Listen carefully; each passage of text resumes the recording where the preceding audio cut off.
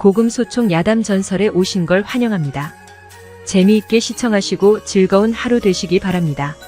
그리고 저의 생계에 큰 도움이 되는 구독과 좋아요 부탁드릴게요. 오늘의 이야기 시작하겠습니다. 저희가 바로 그 스님이라오. 옛날 윤생이라는 사람이 관서지방을 유랑하다가 어떤 총가에서 유숙하게 되었는데 마침 비를 만나 계속 묵게 되는 일이 있었다. 총가의 안주인은 비록 나이는 들었으나 말본새와 행동거지가 그냥 시골 노파 같지는 않아 보였다.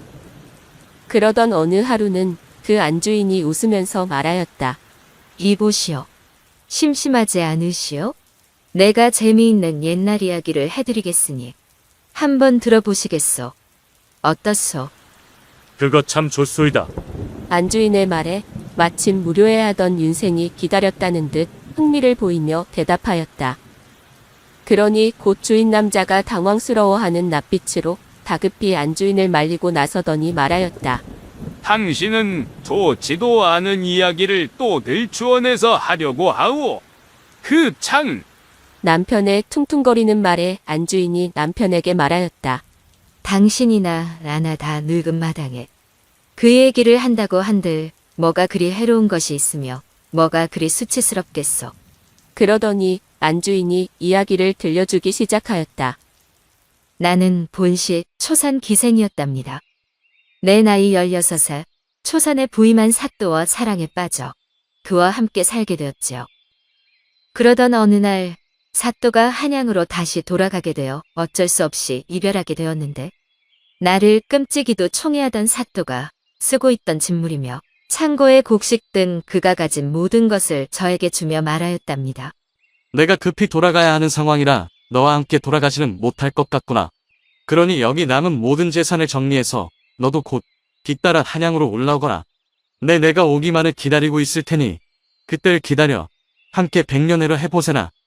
그리할 수 있지? 사또의 말에 나는 울면서 그것을 허락하였지요.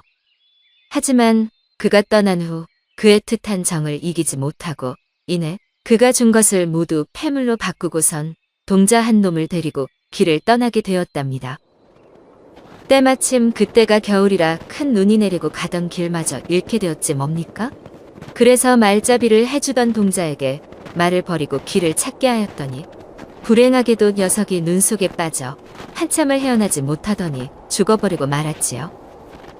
그렇게 혼자서 한참을 이리저리 헤매다 날씨는 점점 추워지고 다리는 얼어 걸을 수조차 없는 지경에 이르렀는데 설상가상 날까지 어두워졌으니 눈앞이 한 채 앞도 보이지 않았답니다. 그런데 저 멀리 숲 사이로 깜박거리는 등불이 보이지 뭡니까? 얼마나 기쁘던지 전 먹던 힘을 다해 기다시피 눈 속을 파헤치고 가서는 문을 두드리고 보니 부처님을 모시고 있는 남자였답니다. 그런데 방문을 열어보니 방 안엔 탁자 위에 부처님 한 분만 계실 뿐 아무도 없어 조용하더군요. 허나 아랫목이 따뜻하고 등불이 켜져 있는 것으로 봐서는 누군가 있기는 있는 듯 싶었지요. 그러나 처지가 처지인지라 주인 승낙이고 뭐고 내 알 바 아니고 일단은 몸부터 녹이는 것이 먼저인지라 방 한가운데 퍼질러 누웠답니다. 그렇게 얼마나 지났을까 온몸이 눈처럼 사르르 녹으면서 이번에는 열이 나기 시작하는데 도무지 견딜 수가 없는 것이 아니겠습니까? 보는 사람도 없고 해서 치마며 저고리며 걸친 것이라곤 다 벗어져치고 소국바람으로 누웠더니 열이 좀 가셔지는 것 같더군요. 그렇게 한동안 몸을 추스르는 것도 잠시 갑자기 어디에서 나타났는지도 모를 스님 한 분이 내게 사납게 달려들더니 저를 범하기 시작하는 것이 아니겠습니까? 지칠 대로 지친 몸으로 며칠은 굶은 듯 사나운 짐승 같은 스님의 힘을 도저히 당해낼 도리가 없더군요. 하물며 깊은 산중인데 누가 와서 도와줄 리도 만무하고 그렇게 저는 하염없이 당하고 말았답니다. 그 말을 듣고 있자니 윤생은 안주인의 말이 뭔가 이상한 구석이 있는 듯하여 미심쩍은 표정으로 물었다. 방 안엔 탁자 위 부처 말고는 아무것도 없었다 하지 않았소. 그런데 어디서 스님이 갑자기 나타나 부인을 범한단 말이오. 귀신이라도 본 것이오? 혹시 귀접을 하신 것을 착각한 것이 아니오? 그렇지요. 제가 들어갔을 땐 탁자 위 부처님 밖에 없었지요. 스님이라곤 콕배기도 보이지 않았으니 아무도 없었던 게 맞지요. 그대 말대로 기접이라면 기접일 수도 있겠구려. 정신 나간 상태였으니. 안주인의 의미심장한 말에 궁금함이 극에 달한 윤생이 안달난 목소리로 다음 이야기를 재촉하였다. 다음 내용이 궁금하구려. 네, 더 이상 끊지 않을 테니 어서 말해보시오. 윤생의 안달난 다그침에 안주인이 다시 이야기를 이어가기 시작했다. 사건은 이러했답니다. 엄동설한의 날씨에 반정신을 잃고 넋이 빠진 처자가 방문을 열어젖히더니 갑자기 스님이 수행 중인 방 안으로 들이닥쳐서는 자기 집인 것처럼 벌러덩 드러누워 걸친 옷마저 벗어 던지고 속옷 차림으로 누워있으니 이를 보다 견디지 못한 스님이 탐욕을 참지 못하여 벌어진 일이었던 게지요. 그러니까 애초부터 그 방 안엔 탁자 위에 부처님 따위는 없었던 거랍니다. 정신이 혼미해져 스님이 가부좌를 틀고 수행하던 모습을 부처님으로 착각을 했던 것이지요. 본래 이 스님은 이미 10여 세 때부터 삭발 출가하여 생식하면서 혼자 암자를 지키며 살아왔는데 그때 나이 28세였지요.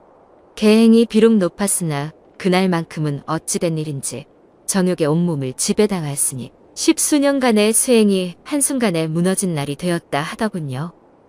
하여간 그렇게 어색한 밤이 지나가고 다음 날이 되어 가던 길을 서둘러 가려 하였으나 눈이 처마에까지 쌓여 도무지 어떻게 할 수가 없었답니다.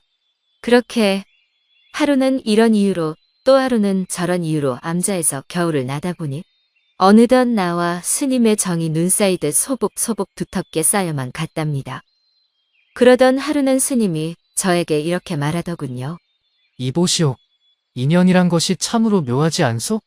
나도 당신을 찾지 않았고 당신 또한 나를 찾지 않았건만 길에 첩첩이 쌓인 눈이 나와 당신을 이렇게 만나게 해주었으니 비록 나의 계행은 당신으로 인해서 훼손되고 당신의 절개 또한 나로 인하여 이지러졌으나 이는 하늘이 당신과 나의 좋은 인연을 만들어주기 위해 이리 한 것이라 나는 생각하오. 그런데 그대는 어찌 꼭 옛 랑군을 찾아가서 첩이 되려고 하시오. 하늘의 인연에 따라 나와 함께 해로하여 안락을 누리는 것이 어떻소이까?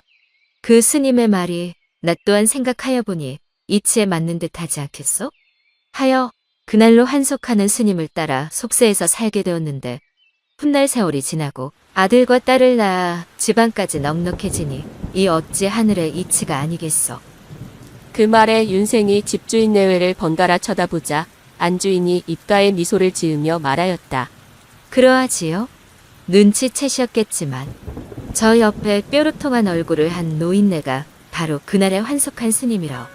그렇게 안주인은 이야기를 마무리하더니 입을 대빨이나 내밀고 삐쳐있는 남편을 달래며 조용히 방 안으로 들어갔다. 윤생은 방 안으로 들어가는 노부부를 물끄러미 바라보며 묘한 미소만 지을 뿐 더 이상 그 어떤 말도 하지 않았다. 그렇게 밤이 지나고 비가 그치니 윤생은 멈추었던 유람을 하기 위해 다시 길을 나섰다 한다. 재미있게 보셨나요? 요즘 이랬다간 쇠고랑 찬이 절대 이래선 안 됩니다. 과거는 과거일 뿐입니다. 여하튼 인연에 대한 좋은 글귀로 오늘 영상 마무리해 볼까 합니다. 좋은 인연이란 시작이 좋은 인연이 아닌 끝이 좋은 인연입니다. 시작은 나와 상관없이 시작되었어도 인연을 어떻게 마무리하는가는 나 자신에게 달렸기 때문입니다. 오늘은 여기까지입니다. 지금까지 시청해주신 여러분 대단히 감사합니다. 그럼 다음 시간에 만나요. 안녕.